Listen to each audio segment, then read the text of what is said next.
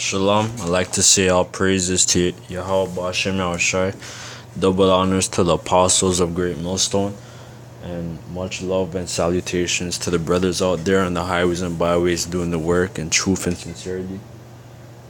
Today's lesson, I'm going to be going into the Israelites in Africa. I'm gonna do try to do an ongoing series through the Spirit. This is just gonna be a short lesson, just going into From Babylon to Timbuktu, written by Rudolph R. Windsor, which he was an Israelite, which he's an Israelite. He did biblical studies. You know, he went to school for biblical studies, and it was basically revealed through his research when he did his studying as to who the true Jews were, you know, and he linked it up with the scriptures and so on, and he came to a conclusion that the blacks, the so-called blacks in America, are the true Israelites, and in the Caribbean and so on, you know, and it was revealed to him by the Spirit. I'm sure he saw certain elders out, like, you know, our elders out there, like Arya, you know, and so on,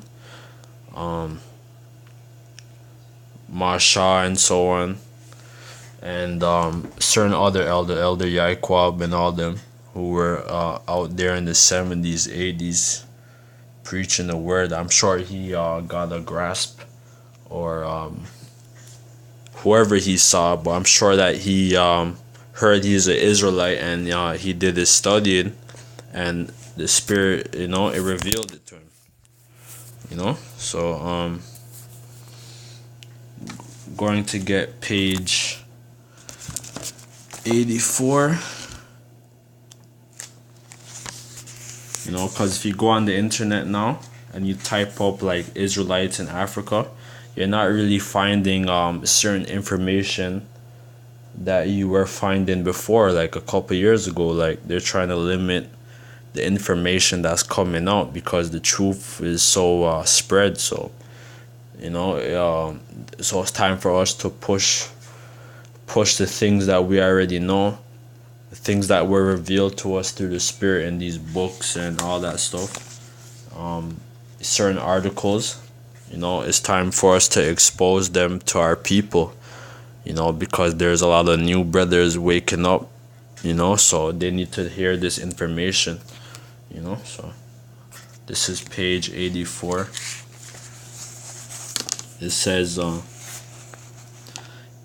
this is the second paragraph. In the year 65 BC, the Roman armies under General Pompey captured Jerusalem. In 70 AD, General Vespasian and his son Titus put an end to the Jewish state with a great slaughter. During the period of the military governors of Palestine, many outrages and atrocities were committed against the residue of the people. During the period from Pompey to Julius, it has been estimated that over 1 million Jews fled to Africa, fleeing Roman persecution and slavery. The slave markets were full of black Jewish slaves, which were not the Jews. They didn't call themselves black, alright? They were just known as Judah, the house of Judah, man. Because they're not black. We're just Israelites, man. You know, sons of, you know, of Judah, the house of Judah. Judah, Benjamin, Levi. The term Jew is a derogatory term, man, and black. And they quoted Deuteronomy 28:64, and the Lord shall scatter thee among the people from the one end of the earth even unto the other, and there thou shalt serve other gods, which neither thou nor thy fathers have known, even wood or stone. Yeah. And also another curse was when the Lord said, I'm gonna get it in Luke.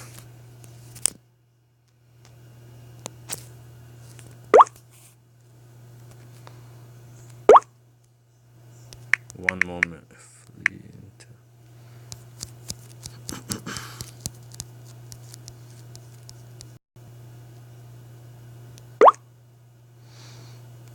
Luke 21 and Luke 21 and 20. And when you see Jerusalem compassed with armies, then know that the desolation thereof is nigh. Alright, because those were the Jews who said, let the Lord's blood, let Yahweh's blood be upon us. The ones who, who wanted the Lord to get crucified, who were there, who spat on him, threw rocks, cursing him out as he's being hung upon the cross. So the Lord, he already prophesied that, and that's the judgment, as to why, we were cast out the land, mainly for that reason, man, for going against the Lord's anointed, man. It says, then let them which are in Judea flee to the mountains, and let them which are in the midst depart out of it, and let not them that are in the countries enter thereinto. So yeah, that was, so when General Pompey and General Vespasian captured Jerusalem, that was prophesied. Luke 21 and 20, man. That's a prophecy from the Lord that came to pass. And it says, this prophecy, Deuteronomy 28 verse 64, what they quoted, this prophecy and all the residue of the prophecies contained in Deuteronomy 28 from verse 15 to 16 befell the black Jews after they disobeyed the laws of God. Many nations, that's an important chapter to read, because that read from verse 1 to 15, that explains the blessings, and 16 down explains the cursings if we disobey the Heavenly Father's laws, as to what would befall us in the future. And that's what we're living under right now. To read the whole chapter, man.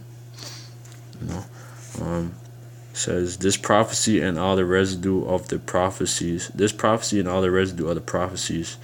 contained in Deuteronomy 28 verse 15 to 68 befell the black Jews after they disobeyed the laws of God. Many nations transported the Jews into slavery, and the sons of Israel transmigrated to every continent. Yeah, that's true. Alright, because we're scattered all throughout the world. And how do you know that? You could get Isaiah 11, I believe it is. That talks about us being scattered in different countries. Because the Lord's gonna gather his elect from the four corners of the globe, man. Not just in America. His elect scattered all throughout the world.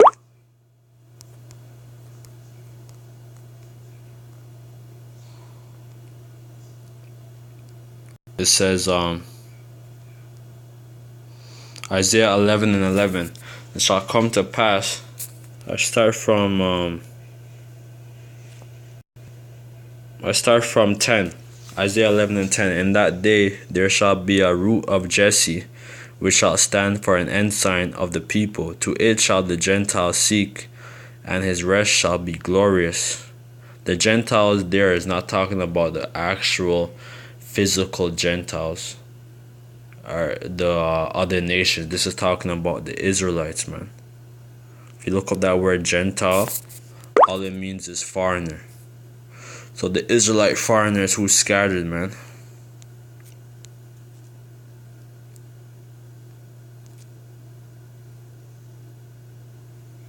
Alright, which in the Hebrew is Gawai. Nation, people, non-Hebrew. There's two definitions for that word, Gentiles, and for the word Gentile, there's two definitions. Alright, but basically means foreigner. Alright. I believe the other one is a nar or a gar. Hold on.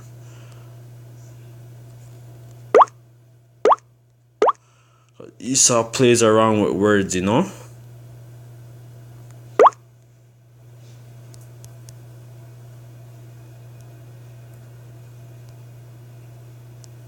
That's the word that should be there in that last scripture. It's gar, man. Right? A temporary inhabitant, newcomer, like foreigners in Israel. That's what it's talking about. That's the word that should be there, the translation. But Esau likes to manipulate this whole blue letter, man. That's why the spirit has to be dealing with you, man. You know. It says because the Lord only came to save the nation of Israel. He didn't come to save these other nations, man. Why would he contradict himself? It says, to it shall the Gentiles seek, and its rest shall be glorious, and shall come to pass in that day that the Lord shall set his hand again the second time to recover the remnant of his people, which shall be left from Assyria, from Egypt, from Pathros, and from Cush, and from Elam, so Assyria, like modern day Iraq, Persia area, in that Fertile Crescent area. Egypt, Israelites still dwell in Egypt, Pathros, I believe that's like Asia Minor. Cush, amongst the Ethiopians. From Elam, Persians. From Shinar, Iraq. From Hamath, from the islands of the sea. So our people scattered all over the Middle East, Africa, Asia, North, Central, South America. It says, and he shall set up an ensign for the nations, and he shall assemble the outcasts of Israel, and gather together the dispersed of Judah from the four corners of the earth. It says, the envy also of Ephraim shall depart, the adversaries of Judah shall be cut off. Ephraim shall not envy Judah, and Judah shall not vex Ephraim. So the house of Israel is no more going to be split into two separate kingdoms. We're going to become one under one king, which is Yahushua and King David, and the elect and the 12 disciples and the elect governing body. So there's not going to be no more breach in the nation. So back to the topic now. Then it said, this is page 85, the first paragraph. It says, E. Schroeder wrote that Hebrewism was detectable by his inscriptions from the Egyptian border westward across North Africa to Mauritania. It says, A.H. Godbey says Jerome 340 to 420 AD, one of the four doctors of the church, wrote that the Jews were spread from the western extremity of Mauritania to India. So you have Israelites from the West Africa in Mauritania to India, and our people there are in low conditions. Our people there are still in servitude in both countries. I believe they say Mauritania was the last country to abolish to abolish slavery in Africa. And there's still slaves right there. Our people still in slavery right now under our Arab masters, man, in Mauritania. You should look that up. And you have Negroes in India right now who's being who's at low, who's at the lowest of their caste system, man, having to clean up shit, having to undergo their women being kidnapped, their children being kidnapped and raped by these Elamite men. All kind of things, man. Just going through all kind of persecution. And these people they know who we are. It says, now ancient Mauritania included part of the territory on the Atlantic Ocean, Morocco, and parts of modern-day Algeria. It is certain that the Jews had migrated all across North Africa by the 2nd century. It says, the second paragraph, the Greek historian and geographer Strabo, 63 BC, 24 to 24 AD, said concerning the Jews of Cyrene, Libya, now the Jews already had gotten into all cities, and it is hard to find a place in the habitable earth that is not admitted this tribe of men and is not possessed by it. Yeah, because the curses, man. Our people will be, Deuteronomy 28:64, it says that we will be scattered. Let me get it. It says our people would be scattered, man.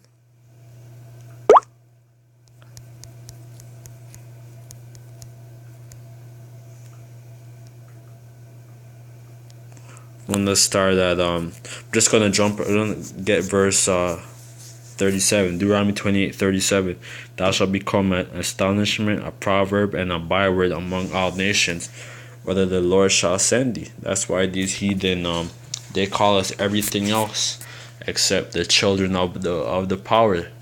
Except this, they call it everything else under the sun except Yasha Allah or the sons of Jacob. They don't, they don't refer to us as the Israelites. They have all kind of names for us, man. I'm gonna jump to verse 64. Then it says, the Lord shall scatter thee among all people from the one end of the earth even unto the other, and there thou shalt serve other gods, which neither thou nor thy fathers have known, even wood and stone. So yeah, our people scattered throughout these lands, and they're worshiping other gods right now as we speak, man. Whether it's Buddha, Islam, that Allah shit, what else? Those East Indian gods, those Hamite gods. They're worshiping everything else, other than the true creator. Our people's worshiping the gods of the heathen right now, because they lost who they are. They don't know who the hell they are. There's only a small few who's waking up to who they are around the world, man. It says, and among these nations thou shalt find no ease, neither shall the sole of thy foot have rest, but the Lord shall give thee there a trembling heart, and a failing of eyes, and a sorrow of mind. And thy life shall hang in doubt before thee, and thou shalt fear day and night. Thou shalt have none assurance of thy life. And that was the main point for that. But yeah, and it also said in what I just read from Babylon to Timbuktu that Israelites were dwelling in Cyrene and Libya. So I'm gonna get that also in the scriptures, because it mentioned I don't know, I think it was Acts 13 about the Jews of Cyrene, but it mentions all throughout the scriptures about Cyrene.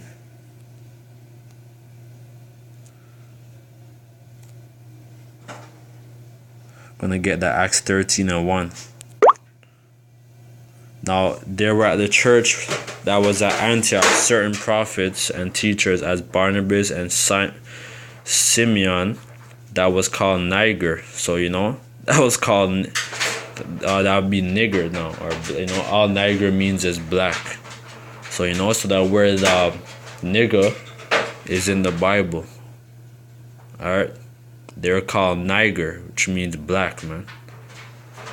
It says, and mentions, and Lucius of Cyrene and Manaen, which had been brought up with Herod the Tetrarch and Saul. And they ministered to the Lord and fasted, and the Holy Spirit said, separate me and Barnabas and Saul for the work whereunto I have called them. That's right, man. So that there are prophets called Niger, man. Nigger. Black, man. So that word black's in the Bible, or nigger is in the Bible, man. For all you scoffers out there.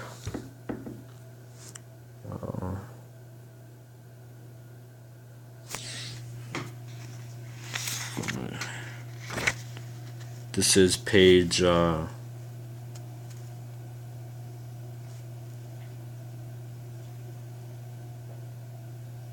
it says, the pagans, I'm going to start from the suppression. It says, under Roman sovereignty and power, the Jews of Asia, and this is page 85, the last paragraph, and North Africa rebelled 115 AD. The Jews considered themselves numerous enough to challenge Roman authority in the east and the south because of their numbers, and the Jews almost subdued their adversaries who had compelled them to suffer many atrocities and indignities. Emperor Trajan sent his general Turbo to bring law and order.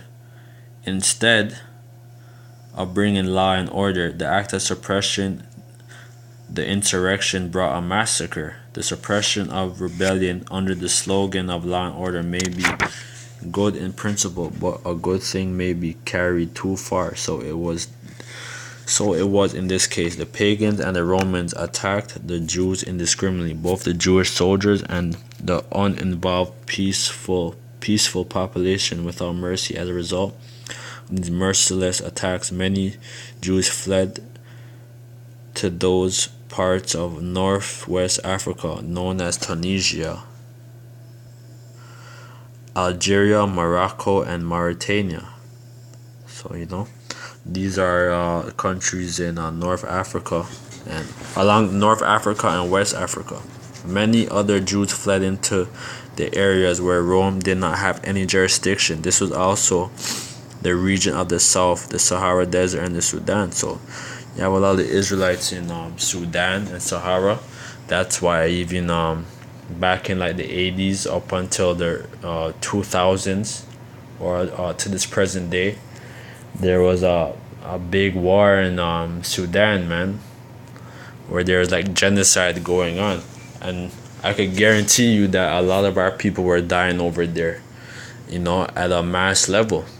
I have to do more research on that right now myself, because that happened when I was very young, but I remember watching that in the news a lot, because over there you have Arabs, you have dark-skinned Arabs, then you have Hamites amongst them, then you have Israelites. So our people is mixed up amongst them. So I'm sure that they're killing a lot of our people, most definitely.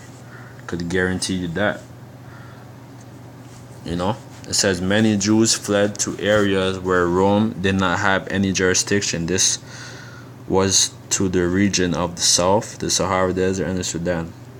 Grazel says such is the explanation of how the Sahara Desert first acquired Jewish tribes toughened by a fighting tradition and possessed of physical characteristics blacks, which it is said still make them approximately very close to the original Jewish population of Palestine.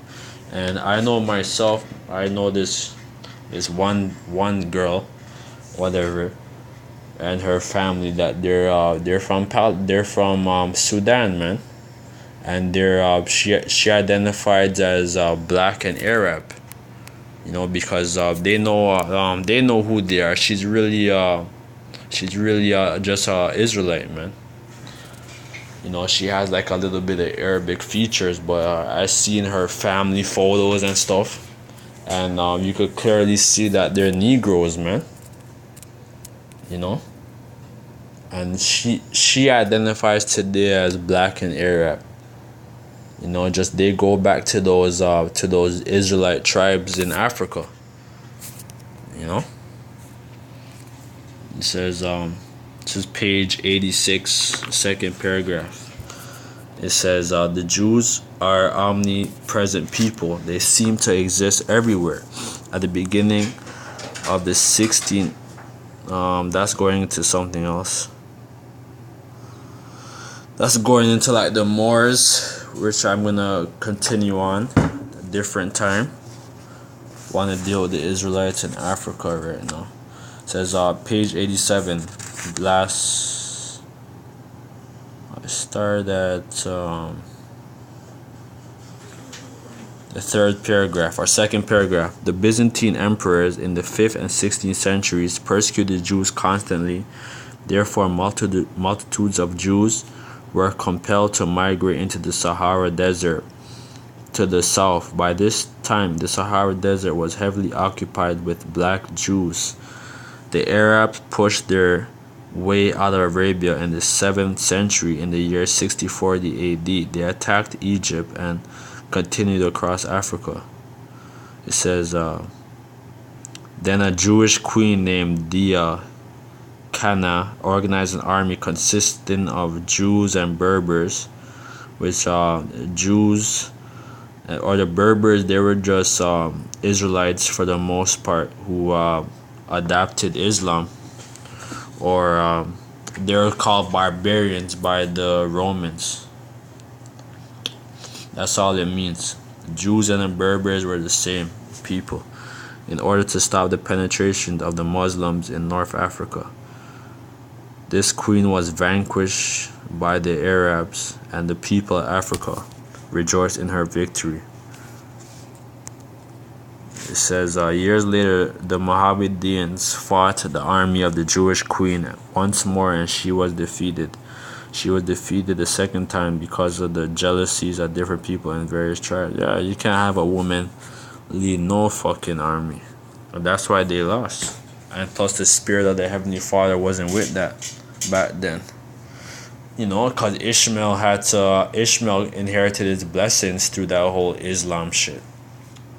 That's why they're so great now in like Dubai and United Emirates and Saudi Arabia and shit with their kingdom right now. Because Ishmael had to inherit his blessing, you know. This is page 87. The ancient Black Empire of Ghana. Page 87, last verse or last paragraph. The ancient Black Empire of Ghana was established in Western Sudan.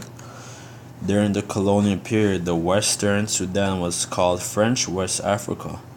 The north boundary of this region is the Sahara Desert. The western and southern border is Lake Chad. Some rivers of this region are the Senegal, the Gambia, the Volta, the Benue. Then it says, second paragraph. In ancient time, the Carthaginians from North Africa penetrated the Sahara Desert and the western Sudan during the 2nd and 3rd century BC. When North and the Eastern Africa had amassed over 1 million Jews, these Jews began a continuous migration to the region of the Niger River. According to the researchers of Nahum Slukas, the tradition of the Jewish traders in the Sahara stretches back to the biblical times. So our people have been scattered all throughout the Sahara. You know, next lesson I show a picture of this, of our people. I show some pictures of our people. I show some pictures right now. There's certain tribes. I have certain pictures of this girl I used to talk to, of her family, but I'm not gonna put her out there like that. From back in the 70s, man. And they have dark skin, and they have woolly hair, man.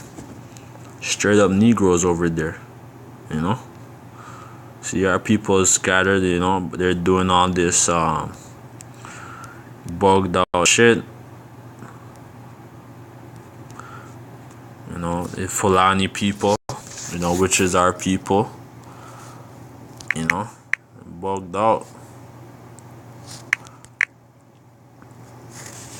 HAUSA, Israelites, these people, of them embraced Islam and so on. Yeah, these are our people, man.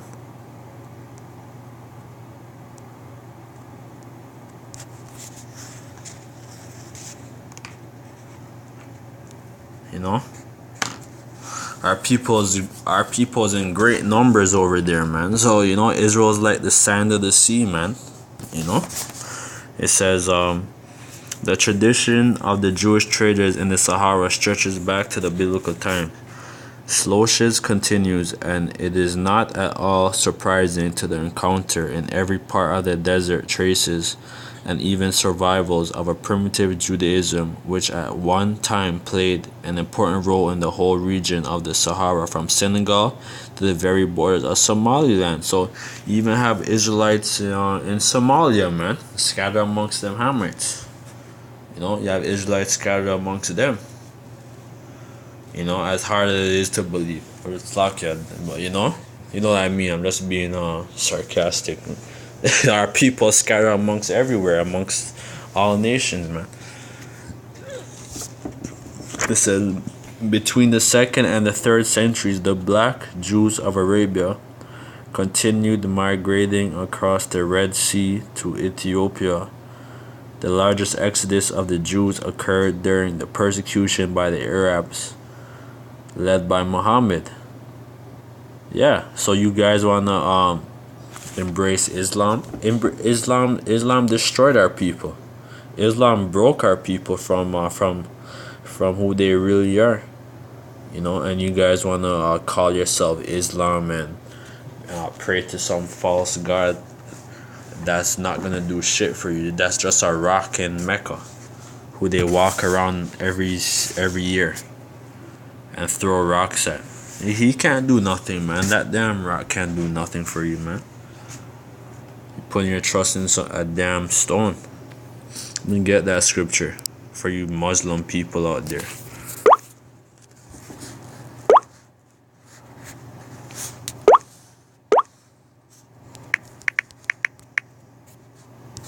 It's in Jeremiah.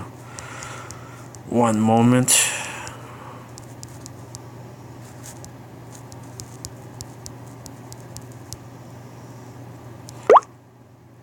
Jeremiah 2:27 or 2:26.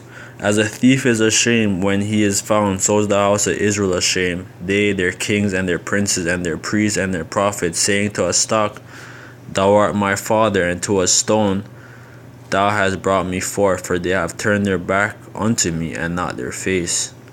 But in the time of their trouble they will say, Arise and save us.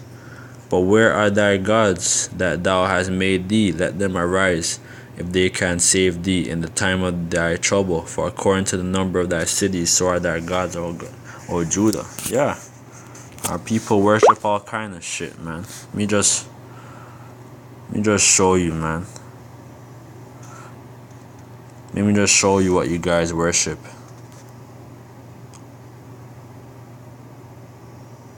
Whatever that shit's called in Mecca, the Kaaba stone.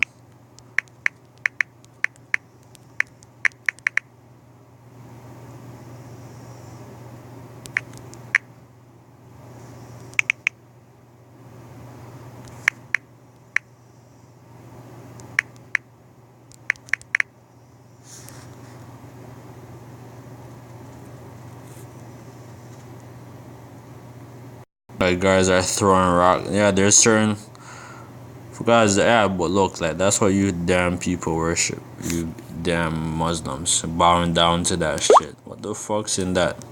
That's what doing all kind of heathen shit.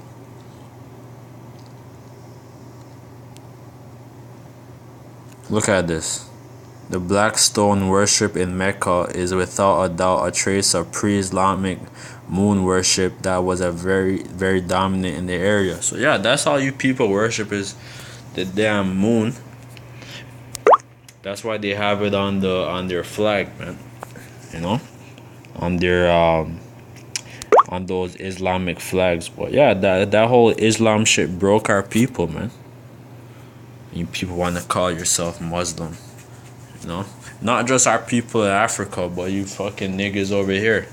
You calling yourself Moors and Nation of Islam and this and that, or you go to jail and you become a big Muslim all of a sudden. Most High's gonna destroy you guys, man, if you don't wake up to who you are. It says between the second and third centuries, the black Jews of Arabia continued migrating across the Red Sea to Ethiopia. The largest exodus of the Jews occurred during the persecution by the Arabs led by Muhammad. He had said on his dying bed that he wanted Islam to be supreme throughout all of Arabia. There was a Jewish tribe called Raqab which crossed the Red Sea and migrated to the extreme point on the western Sudan. It says at that same time, the Jews were migrating westward across the Sudan from Ethiopia. They also migrated southward from Libya, Tunisia, Algeria, and Morocco to the fertile region between the Senegal and Niger rivers. When the Jews from the north and the east met between these two rivers, they established a confluence or cross-border in West Africa where men could exchange their culture, ideas, and merchandise. These Jewish migrations went on with great frequency. About 300 AD, they continued with the utmost regularity for 1200 years. Then it said Joseph J. Williams points out the course of the Jewish migration from the northeast Africa.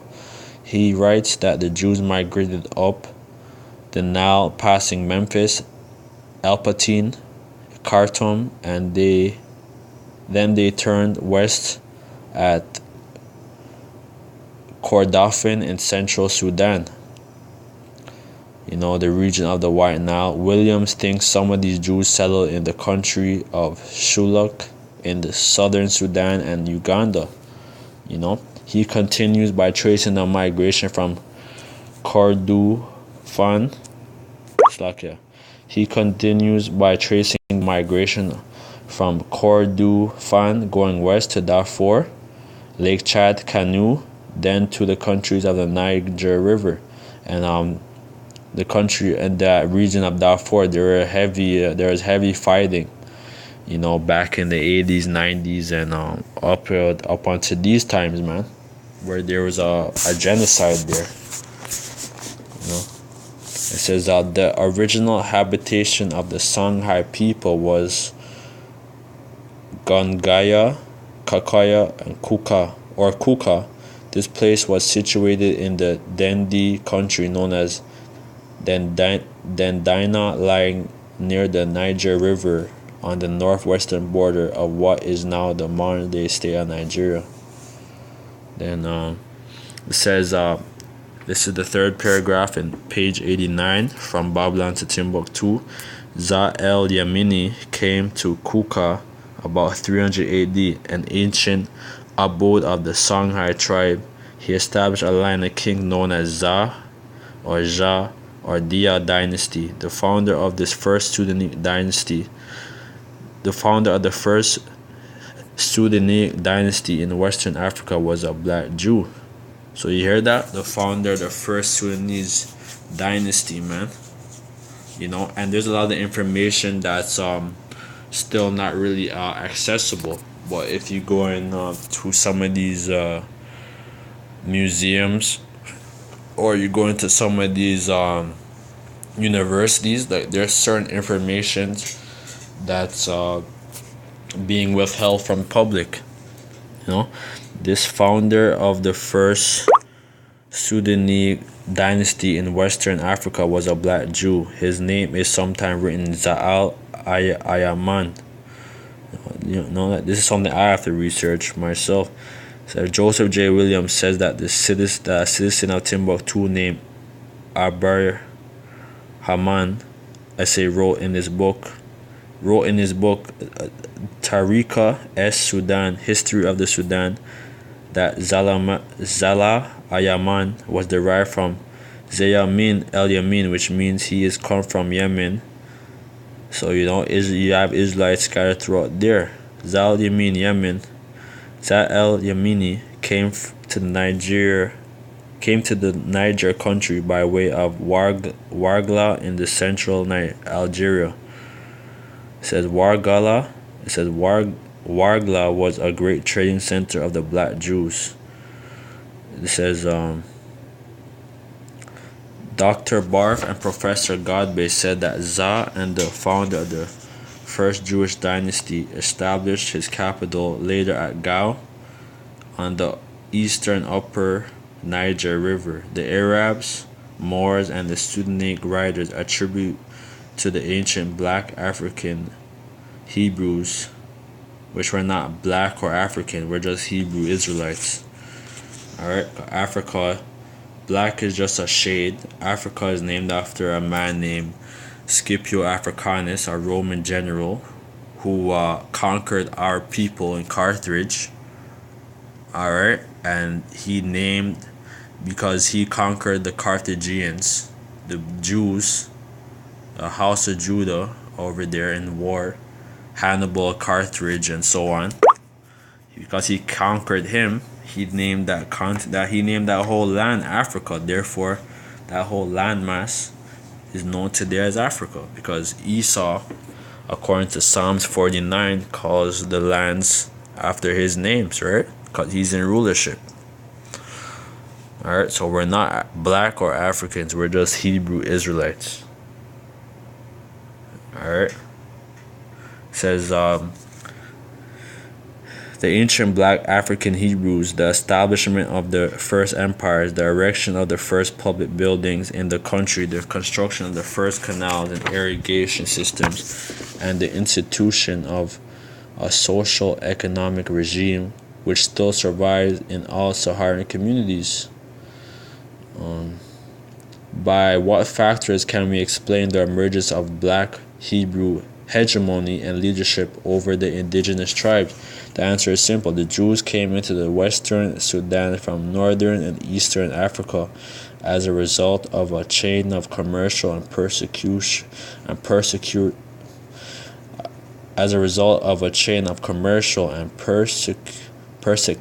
migration.